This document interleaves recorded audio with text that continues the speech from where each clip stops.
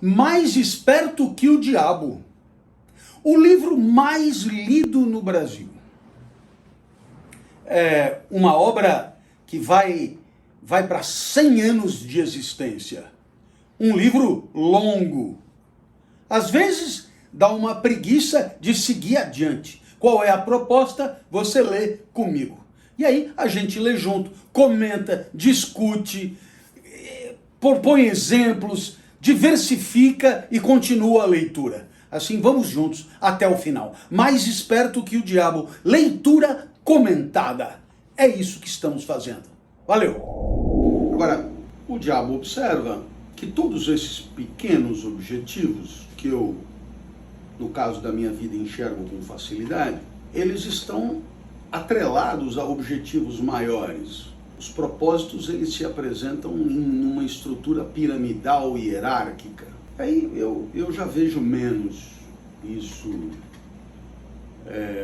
na minha própria trajetória, no sentido de não conseguir costurar os pequenos objetivos numa grande missão, até porque esses pequenos objetivos, eles não são só definidos por mim, eles são resultado de oportunidades. Claro que algumas dessas oportunidades são aproveitadas, outras oportunidades são desprezadas dentro de critérios que podem ter como pano de fundo objetivos maiores de segundo nível. É claro que hoje, já aposentado e digamos assim, como se diz, em fim de carreira, hoje eu poderia, de forma retroativa, definir a minha vida como um esforço educativo, um esforço explicativo. Mas não é do que estamos falando aqui. O propósito não é uma visão retrospectiva. O propósito é inclinado para frente, não é olhando no retrovisor. E aí eu penso que essa clareza, ao longo da vida, dia a dia, foi sempre muito menor. No final das contas, eu fui aos trancos e barrancos, me apegando a cipós, pequenos pontos de arrimo, de sustentação, que me deram alguma segurança nesse universo tão amedrontador de incertezas. Então, se eu te dissesse que quando eu comecei a dar aula, por exemplo, ou até antes, quando eu decidi ser professor, foi de fato muito antes de começar a dar aula, eu tinha como projeto ser uma referência, entre outras, na apresentação de problemas filosóficos de modo simples para a compreensão das pessoas? Não. Na verdade, quase nada do que me aconteceu foi pensado por mim nesse tempo. E eu te diria com facilidade que os meus sonhos eram muito mais modestos do que a realidade que se apresentou. Durante muito tempo, tornar-me professor da USP foi o teto dos meus sonhos. E veja, de maneira concursada, isso aconteceu há mais de 20 anos. E de maneira não concursada, há mais de 25 anos. E a vida fosse assim, teria acabado mais cedo. Toda essa presença da filosofia na internet, no YouTube, nas redes sociais, não poderia ser objeto de um projeto, por várias razões. Mas a mais óbvia delas é que não havia internet quando eu pensava sobre a vida. Pode parecer incrível, mas o Ayrton Senna, que nos é tão familiar, nunca ouviu falar de internet. Não havia internet no tempo do Senna. Mas mesmo que eu tivesse a variável da internet nas mãos, ora, não é nada fácil imaginar esse interesse da sociedade por comentadores de questões filosóficas. Não é nada fácil imaginar esse apreço pelas discussões existenciais mais profundas.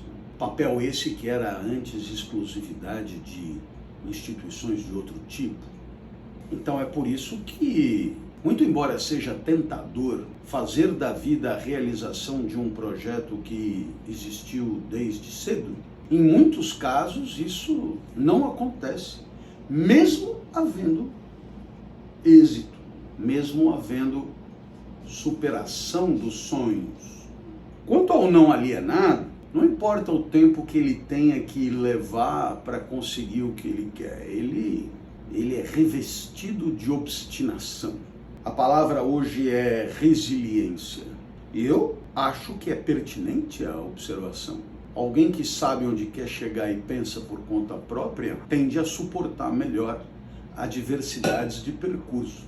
Se para você tanto faz como fez, chegar para lá ou chegar para lá é indiferente, não há valor, os percalços são muito mais insuportáveis e por isso você tenderá a evitá-los ao invés de enfrentá-los. Faz sentido, não? Se você fizer perguntas ao não alienado, ele dará respostas diretas e nunca cairá em contradições, nem evasões, subterfúgios, seja qual for o assunto. Aí já é, no meu entendimento, exigir demais.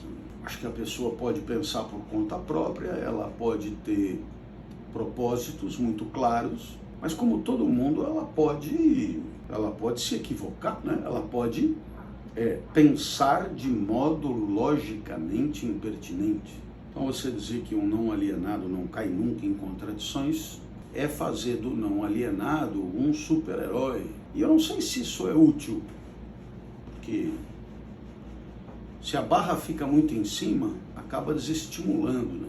Todo mundo cai em contradições o tempo inteiro.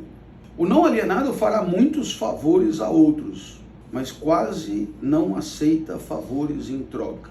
Se você me perguntar o que intuitivamente eu acho disso, eu acho que é pertinente. Muitos não alienados, de fato, têm um espírito agregador mesmo. O próprio editor da Citadel, que patrocina esse trabalho, é alguém com propósitos muito claros, definidos, e é alguém assim, está o tempo inteiro ajudando todo mundo. Mas eu fico me perguntando, será mesmo que todo mundo que tem um propósito muito claro para a própria vida age desse modo? Eu teria alguns contra-exemplos, isto é, pessoas que sabem muito bem o que quer da vida, são obstinadas, são resilientes, têm um pensamento próprio, são originais, são criativas, mas são mesquinhas até a última raiz do cabelo, só pensam em si. E quando precisam dos outros é para explorá-los, instrumentalizar a sua vida, fazer deles meros degraus da sua própria escada. É óbvio que eu não citarei os exemplos, até porque não é necessário, você também os conhece. Ele sempre será achado de frente para o campo de batalha, não importa se for jogando um jogo ou lutando uma guerra. Ah, mas isso não há dúvida, né? É possível encontrar até mesmo entre jogadores os que têm na vitória uma obsessão. E é muito curioso porque o jogo sem o interesse pela vitória é a coisa mais insuportável que existe. Eu não estou nem aí se eu vou ganhar ou vou perder. Mas então não tem jogo. Todo jogo pressupõe o valor do troféu a ser conquistado.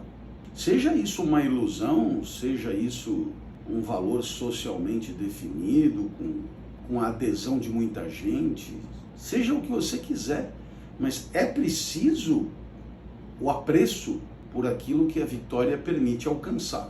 Porque se você não está nem aí, não faz sentido jogar. Então, para todos aqueles que veem na vida um jogo, naturalmente acabam identificando os instantes vitoriosos e as condições para que esses instantes vitoriosos aconteçam. Quem tem mais vontade de ganhar costuma ser aquele que pega a bola dentro do próprio gol, põe no meio de campo, vira para todo mundo e diz: nós vamos virar isso aqui. É gente que suporta menos perder.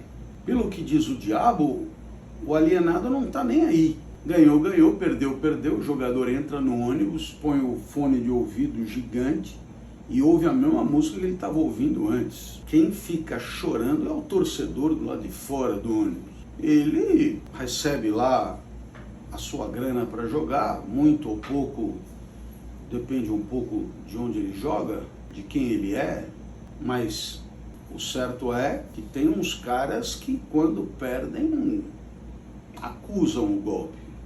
Lógico, quando o time é desclassificado, o cara ajoelha, põe a cara na grama, e muitas vezes você observa que ali existe um teatro para que possam flagrar a manifestação de dor. Outros não, outros estão inconformados. Então essa questão do propósito no jogo é alguma coisa de fato, muito interessante de considerar como elucidação, né? Como exemplo mesmo. Se o alienado não sabe a resposta, ele enrola. Se o não alienado não sabe a resposta, ele diz que não sabe.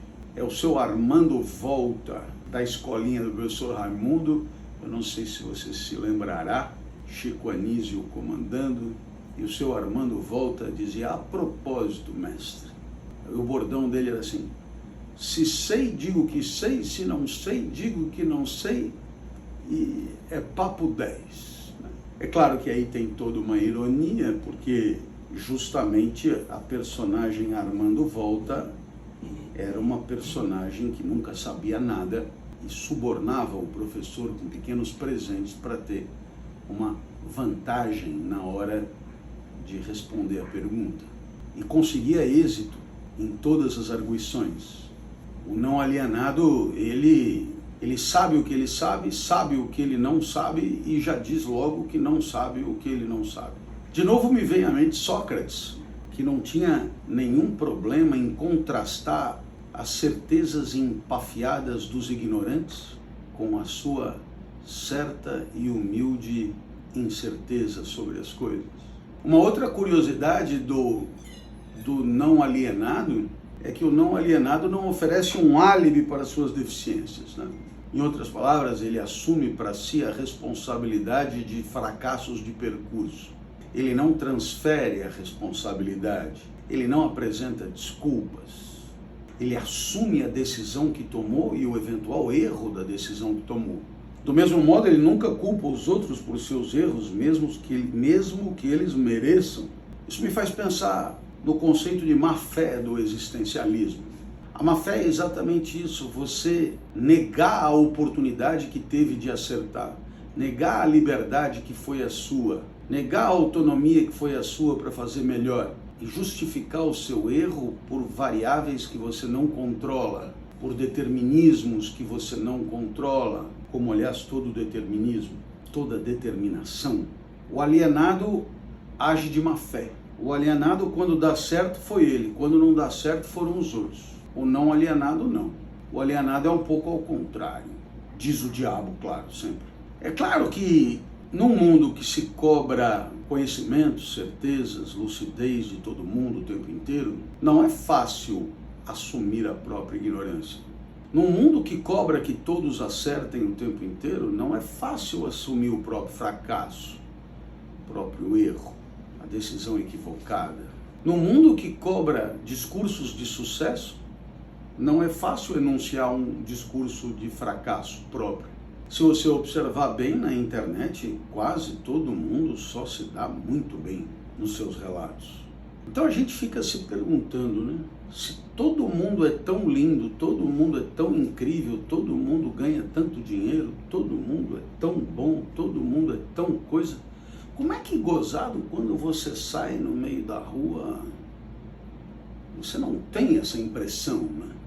Quando você anda pelos hospitais, pelos sanatórios e até mesmo pelas escolas, quando você frequenta os espaços profissionais. Eu não estou nem falando de manicômios, penitenciárias. o que você vê é muita gente sofrendo.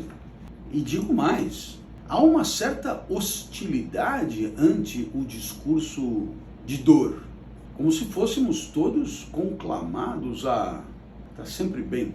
Vai você fazer cara de tristeza numa festa de formatura, é preciso estar eufórico. E se não tiver eufórico, simule a euforia. Ora, sendo assim, é muito complicado mesmo não ser alienado, né? Essa história de confiar no próprio taco o tempo inteiro tem seu preço. E às vezes o preço é difícil de pagar. A gente poderia sugerir, coisa que eu suponho que ele não faça nunca, porque ele tem um entendimento 100% centrado no indivíduo. Quanto mais opressiva for a sociedade, maior a chance da alienação. Numa sociedade, digamos, mais respeitadora das individualidades, maior a chance da não alienação.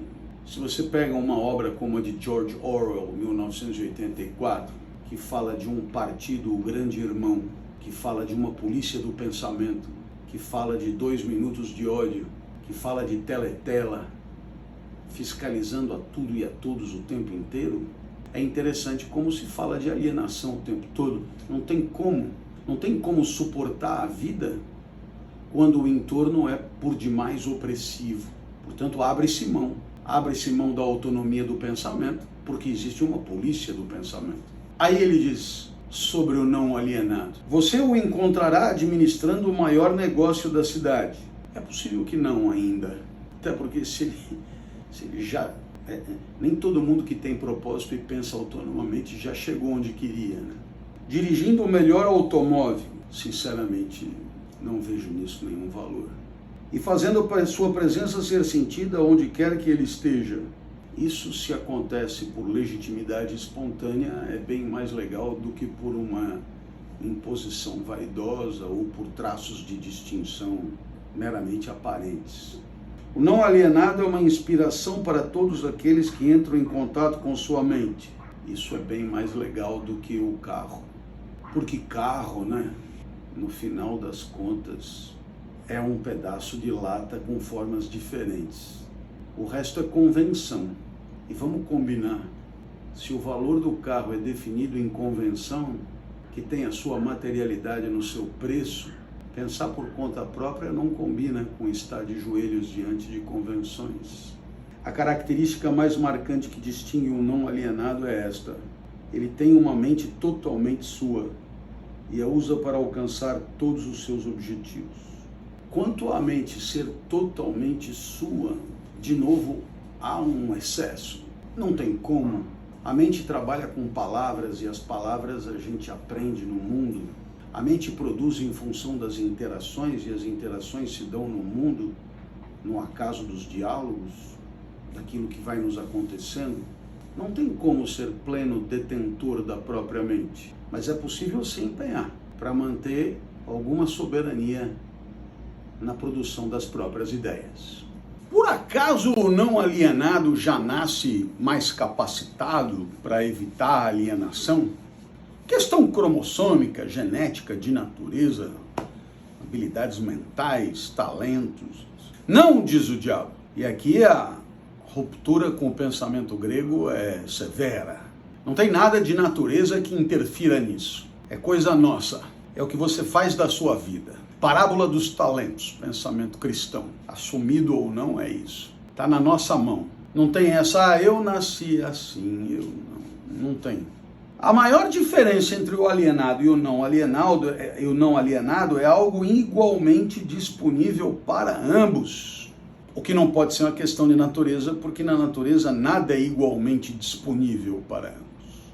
Nada. Estamos aqui com a jovem captando estas mensagens e temos uma ideia muito clara de como a natureza é cruel na hora de distribuir a beleza. Olhe bem para mim e depois, se pudesse imaginá-la, veria como a natureza é completamente caótica na hora de distribuição das suas benesses. É simplesmente a prerrogativa certa de cada um usar a própria mente e pensar por si mesmo. Quer dizer, depende de você. Como na parábola dos talentos. A natureza deu 5 para um, 3 para 1, 1 para 1, pouco importa. O certo é que o valor da vida não está no que você recebeu, mas está no que você faz com aquilo que você recebeu. E essa é a minha sorte. Vamos combinar na hora de distribuir os talentos, a natureza, né? Pô, ainda tem aquele cara ali, porra, mas não sobrou nada. Bota ele para articular algumas coisas, vê se ele consegue falar, para não ficar sem nada, né? E aí foi assim. Mas como o valor não está no que você recebe, mas está no uso que você faz daquilo que você recebe, deu para salvar as aparências. Passar pelo mundo incólume. Ninguém reparou muito, não destoou, entrou no meio, ficou ali, moita, dificultou a coisa, me escondo, fez festa, apareço, cumprimento todo mundo, vou embora mais cedo para não dar vexame. Vida assim. Acho que você entendeu o espírito da coisa.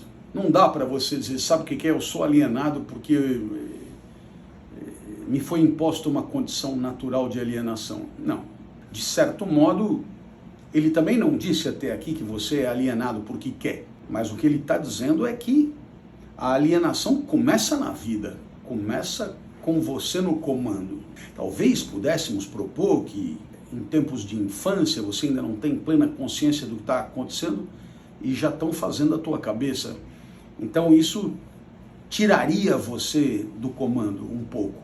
Mas de qualquer maneira não é uma questão de natureza. Que tipo de mensagem curta? Ô diabo!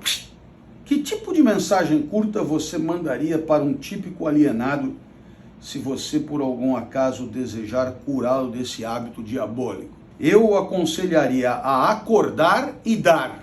Em inglês, to wake up and to give.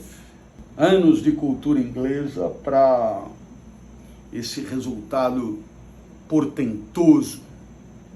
Mas dar o quê? Alguma forma de serviço útil para o máximo possível de pessoas. O primeiro passo para sair do charco é você fazer uma coisa boa para alguém. Já vai te ajudar. Perceba que propósitos muito egoístas não é o primeiro passo, né? Eu vou me dar bem, eu vou ganhar dinheiro, eu vou enriquecer, eu vou trocar de carro, eu vou, sei lá. Não foi o primeiro passo. O primeiro passo é faça alguma coisa que seja útil para muita gente. Dá um exemplo.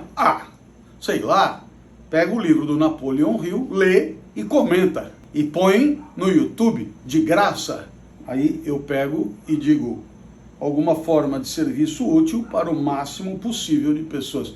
Qual é o máximo possível de pessoas que eu posso alcançar? Pelo YouTube, alguma coisa útil. O livro mais lido do país, eu estou comentando. Veja, nem sempre concordando, não é? Comentando criticamente, ajudando você a se posicionar diante do livro, que é o papel de todo leitor.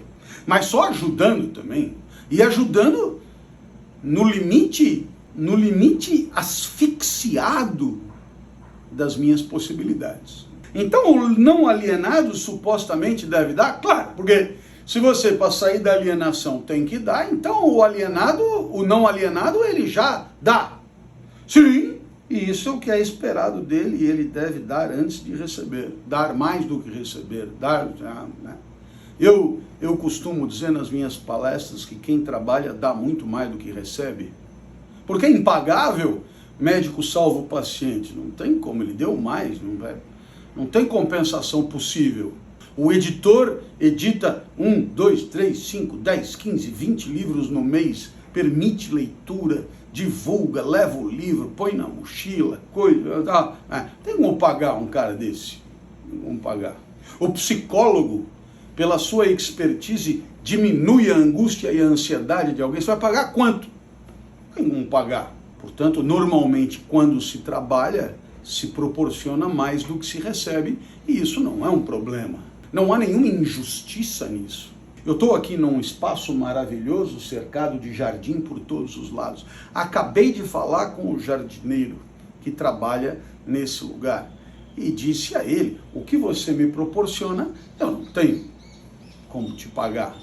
Até porque não é o caso, não sou eu que pago aqui, mas quem paga não tem como pagar, porque é um prazer de valor impossível de traduzir em reais, né? Aí o Napoleão diz, algumas pessoas duvidam da sua existência, falou pro diabo. Ele deu uma mudada de assunto, né?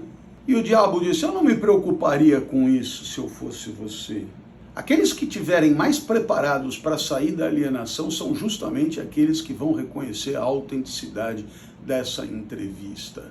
Em outras palavras, quem se enxergar mais aqui, paradoxalmente, é quem está mais preparado para se livrar disso aqui. Assim como quem reconhece a própria ignorância é quem está mais preparado para alcançar a sabedoria. A ignorância consciente está mais perto da sabedoria do que a falsa sabedoria. Por uma razão até lógica, né? Quem sabe que não sabe, já está com o terreno fertilizado. Ao passo que quem está com tudo poluído ainda tem que limpar, preparar a terra, né? Tirar o que tem ali. E é duro tirar o que tem ali. As pessoas têm apego pelas suas idiotices. Um apego imenso, até porque muitos se definem pelas suas idiotices, pelas imbecilidades que pensam. É muito difícil você chegar e falar, sabe aquele que era eu porque pensava assim, assim, assim, assim? Então, esse eu tem que deixar de existir, porque eu não penso mais assim, assim, assim. Agora eu quero pensar assim, assim, assado. Então tem que mudar de identidade. Paga-se um preço, um custo alto na sociedade para isso. Às vezes até para coisas muito mais simples. Matrimônio, a pessoa casa com alguém, vê que não é bem aquilo, mas ela percebe que ela acabou ficando a esposa de não sei quem, ou o marido de não sei quem, e para você dá uma mudada, às vezes paga-se preço alto, dependendo da sociedade, é altíssimo, tão alto que a pessoa aguenta ficar até o fim da vida bancando a própria ignorância.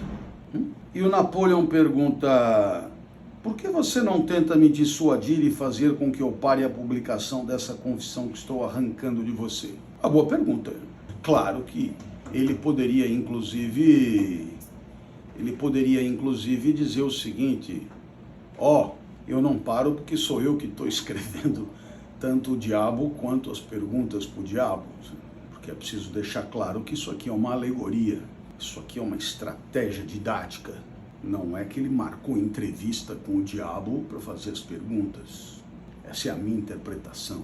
É possível que o autor esteja se revirando, porque a minha interpretação é completamente equivocada. Mas eu leio esse livro e é um direito que eu tenho. Depois que o autor publica, ele perde controle sobre as construções semânticas a respeito da sua obra. A interpretação que eu tenho, o direito que eu tenho, isso aqui é uma alegoria, uma construção tipo Platão. Quando Platão fala da saída da caverna, não tem caverna nenhuma, uma construção mental.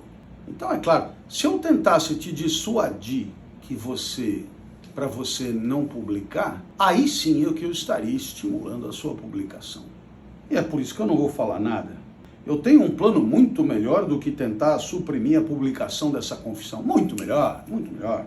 Apressarei você para ir em frente. Então sentarei e lhe assistirei sofrer quando alguns dos meus alienados de fé começarem a tornar sua vida difícil. Eu não precisarei negar a sua história. Os meus seguidores farão isso por mim.